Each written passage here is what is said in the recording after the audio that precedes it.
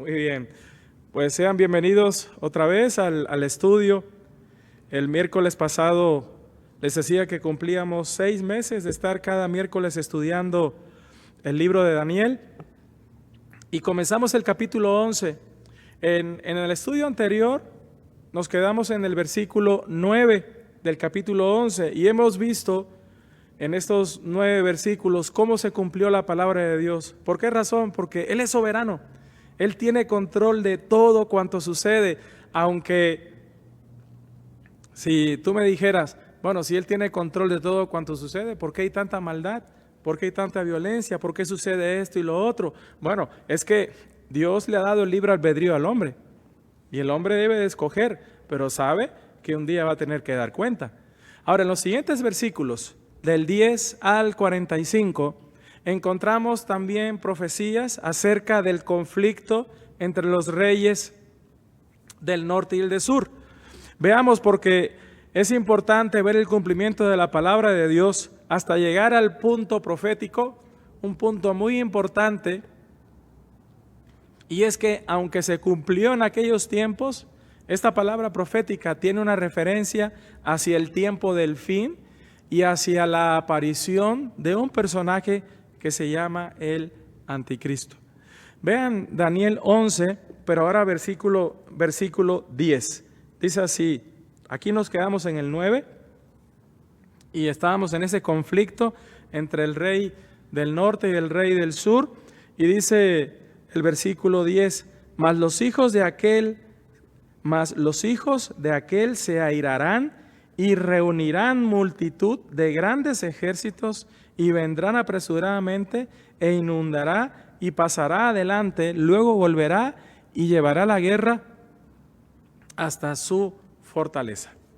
Hablando de lo que sucedió de manera histórica a la muerte de Seleuco II Calínico, que es este con el que comienzan los conflictos, rey del norte, lo sustituyó su hijo Seleuco III, que era uno.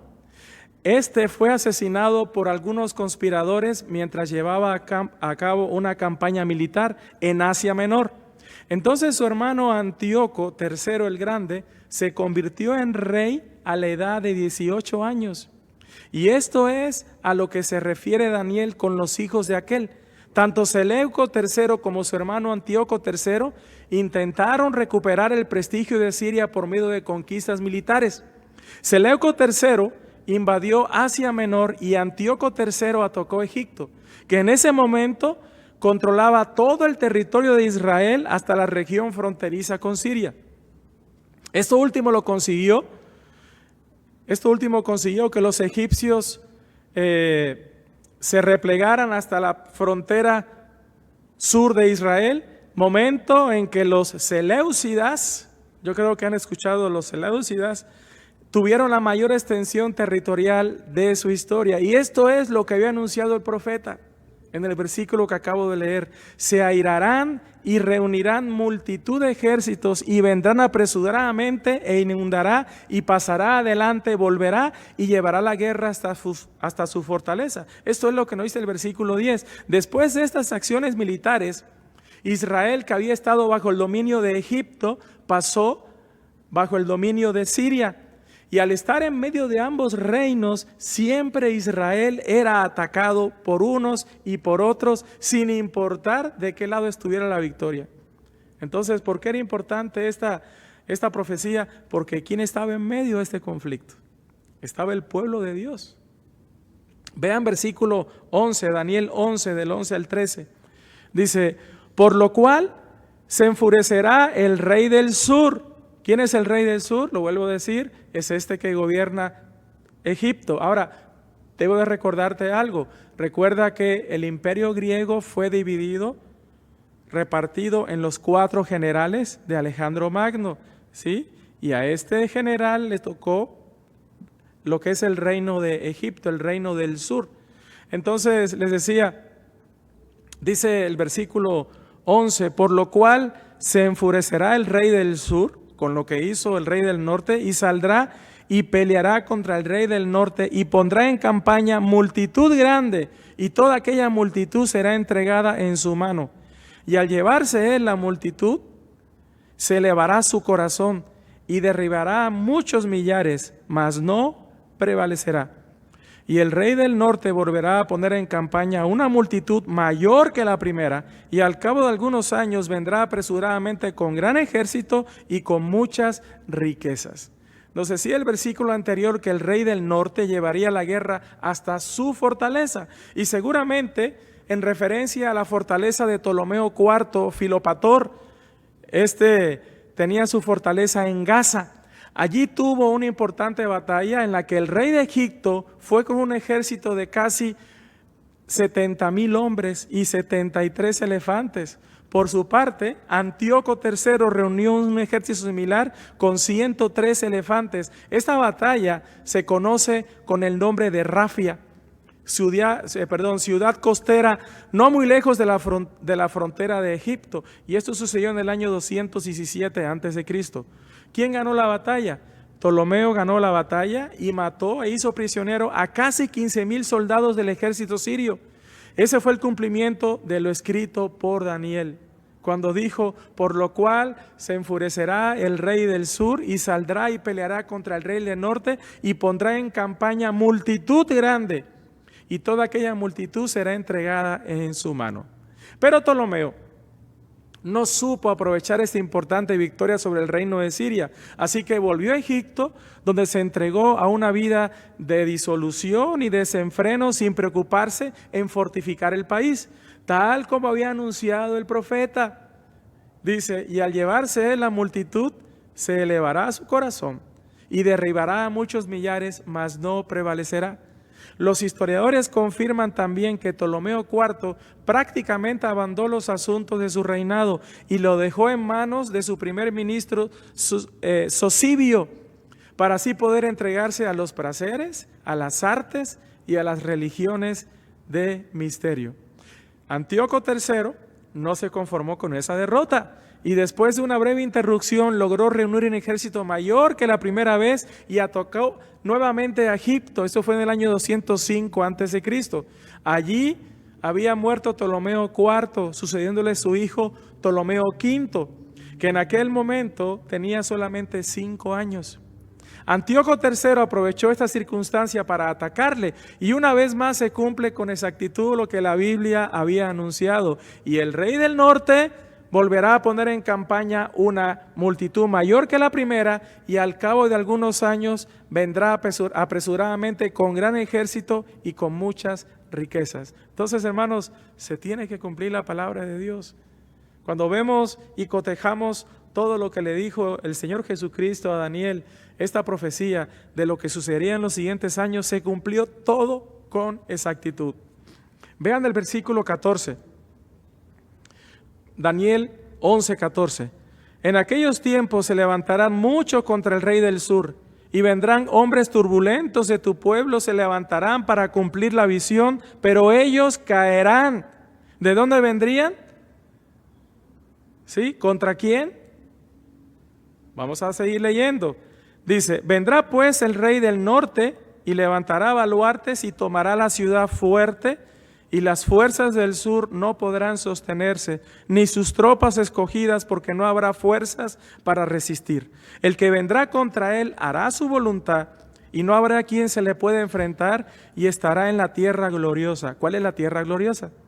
La cual será consumida en su poder. Afirmará luego su rostro para venir con el poder de todo su reino, y hará con aquel convenios y le dará una hija de mujeres para destruirle, pero no permanecerá ni tendrá éxito.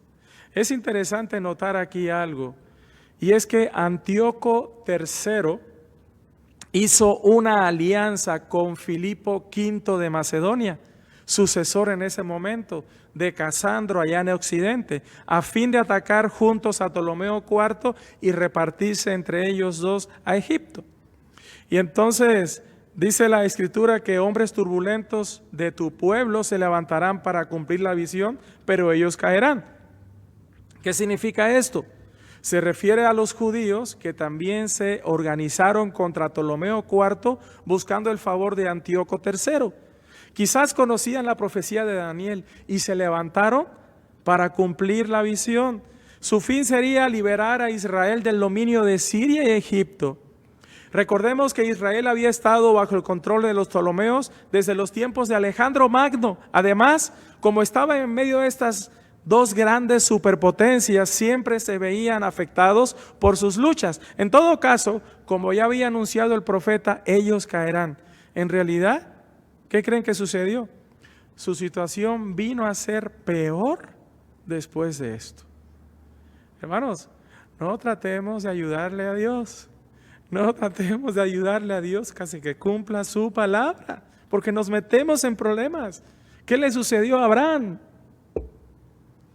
Dios le había hecho una promesa que de su simiente, es decir, saldría un hijo de su simiente y que bendecería a todas las naciones de la tierra. Pasaron los años y no se cumplía la promesa. ¿Y qué hizo Abraham? Escuchó el mal consejo de la esposa, mujeres, para ayudarle a Dios. ¿Y qué fue lo que hizo? Hasta el día de hoy hay conflictos. De ahí salió, de Ismael, salieron los árabes, los judíos y árabes. Desde ese entonces, desde que Abraham expulsó a Ismael y a Agar, desde ese entonces ha habido conflictos hasta hoy día. Y los habrá hasta el final, hermanos. Entonces no tratemos. Ellos pensaron que podían ayudar a que se cumpliera la profecía, pero su situación vino a ser peor. Entonces Antíoco III fue contra Egipto, aprovechando que Ptolomeo IV había muerto y ocupaba el trono su hijo Ptolomeo de tan solo 5 años.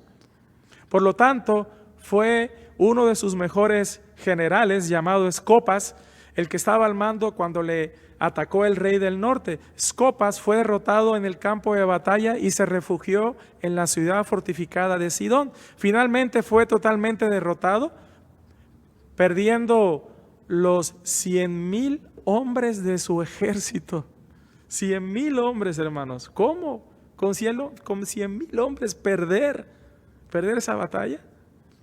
Y luego contra un niño de 5 años que era quien reinaba. Pero ¿qué sucedía? Que tenía que cumplirse ¿qué? La palabra de Dios. Tiene que cumplirse la palabra de Dios. Eso fue descrito con anterioridad por el profeta Daniel cuando dijo: vendrá pues el rey del norte y levantará baluartes y tomará la ciudad fuerte, y las fuerzas del sur no podrán sostenerse, ni sus tropas escogidas, porque no habrá fuerzas para resistir. ¿Cómo? ¿Con 100,000 hombres?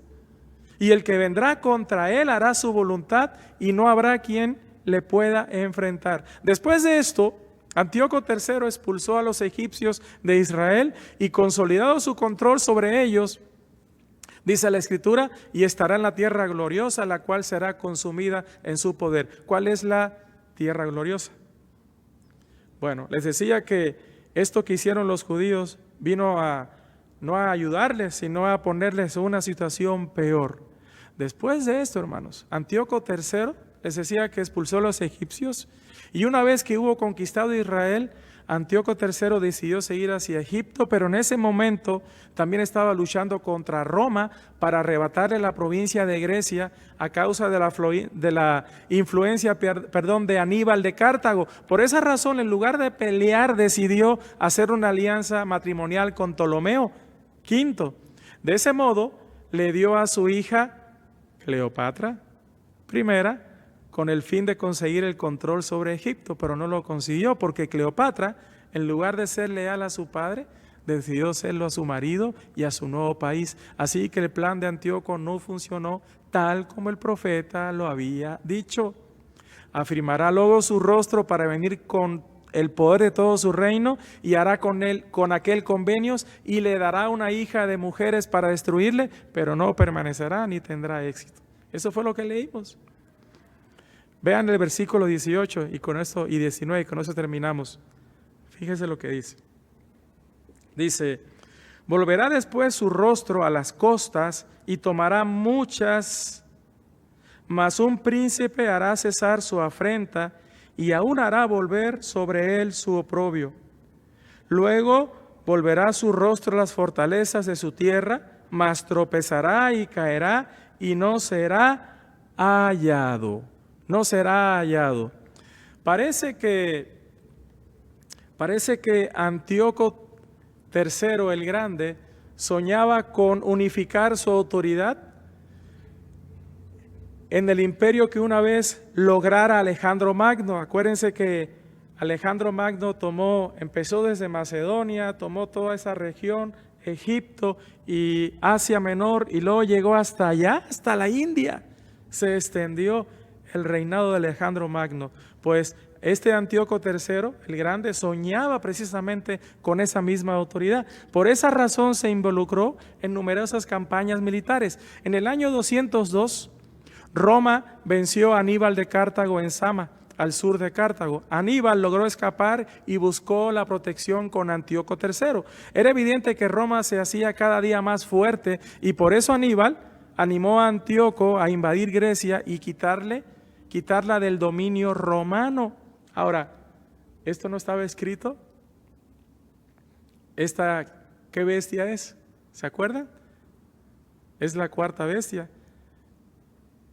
Está hablando del imperio babilónico y luego vino el imperio ¿qué? Medo-persa y luego el persa, ¿sí? Acuérdense que el imperio Medo, más bien Medo, con Darío el Medo de 62 años, este fue el que conquistó a Babilonia. Y luego le siguió Ciro el persa, ¿sí? Y después de ahí, entonces, ¿qué siguió? El imperio griego. El imperio griego se dividió tras la muerte de Alejandro, sus 32 años, se repartió entre sus 4 generales. Y de uno de sus 4 generales es que va a salir este que vamos a ver un poquito más adelante. Hermanos, es mucha historia, pero te estás cultivando. Pero sobre todo, ¿sabes qué? Estamos comprobando con la historia secular que Dios tiene control de la historia. Porque yo veo sus caritas así. Bueno, en el año 193, Antíoco empezó una campaña militar que le llevó a tomar Macedonia, parte de Tracia y parte de Grecia. Pero entonces Roma envió un general llamado Lucio Cornelio Escipión el asiático, para detenerlo y hacerlo retroceder. Escipión ya había vencido a Aníbal y había tomado a Cartago, y ahora iba a derrotar a Antíoco en la batalla de Magnesia. Eso fue en el año 190 a.C. y cerca de la ciudad de Éfeso. Y esto es lo que había anunciado la profecía y se cumplió literalmente. Volverá después su rostro a las costas y tomará muchas, mas un príncipe hará cesar su afrenta. ¿Quién lo detuvo? Los romanos impusieron unas condiciones extremadamente duras a Antíoco. Y esto se le llamó el pacto de Apamea. Y eso fue en el año 189 a.C., que incluía fuertes sumas de dinero por varios años, ceder todos los elefantes y navíos, entregar casi todo el territorio de Asia Menor y las montañas de Tarso al occidente, y el envío a Roma de 20 rehenes como garantía de ese tratado de rendición. Entre los rehenes estaba su hijo Antíoco Epífanes y el general Aníbal. Y una vez más se cumplió con exactitud la profecía, y aún hará volver sobre él su propio oprobio. Y con el fin de pagar el tributo acordado con Roma, ¿qué creen que sucedió? Antíoco trató de robar un templo en el Imaida, pero fue muerto en el año 187. Y con esto se cumplió lo dicho por el profeta. Luego volverá su rostro a las fortalezas de su tierra, mas tropezará y caerá y no será hallado. Por último, versículo 20, vean lo que dice. Dice, y se levantará en su lugar uno que hará pasar un cobrador de tributos y por la gloria del reino, pero en pocos días será quebrantado, aunque no en ira ni en batalla. A la muerte de Antíoco III le sucedió en el reino su hijo Seleuco IV Filopator. Este gobernó entre el año 187 al 175 a.C. Nos vamos ya acercando, ¿verdad? Ya estamos a 175 años de Jesucristo, de nuestra era. Este grabó con onerosos tributos a fin de pagar a Roma los 1000 talentos anuales por un periodo de 9 años. Y estos tributos se cobraban en la gloria del reino. Una frase empleada en referencia a Israel, donde intentó robar todos los tesoros del templo. Finalmente, ¿qué sucedió? Seleuco IV murió envenenado por Heliodoro, su tesorero, y con esto se cumple la profecía. Será quebrantado, aunque no en ira ni en batalla.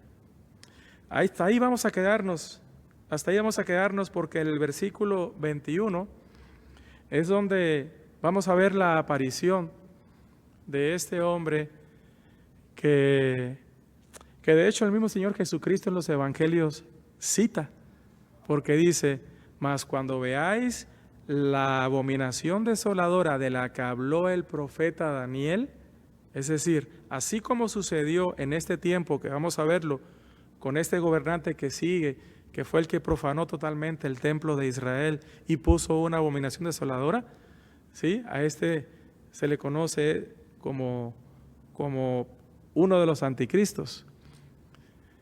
¿Por qué anticristos? Porque han estado en una oposición completa a Dios y a su pueblo. Esto debemos de diferenciarlo, hermanos. Nabucodonosor fue instrumento de Dios en sus manos para disciplinar a su pueblo, ¿sí? Pero Nabucodonosor no se opuso en cierta manera como lo hizo, y lo vamos a ver, este hombre. Entonces, es importante, hermanos, hasta aquí lo dejo, porque vamos a ver cómo esta profecía se cumplió, se cumplió en esta persona, pero tiene una referencia ¿hacia dónde? Hacia el fin, en donde aparecerá este hombre que será literalmente un engendro de Satanás. Estará poseído totalmente por Satanás, y dice que hará precisamente la voluntad y llevará toda la atención hacia la bestia, esta escarlata. Entonces, vamos a dejarlo hasta ahí. Gracias por seguir la transmisión. Nos vemos el siguiente miércoles. Ya estamos a punto de terminar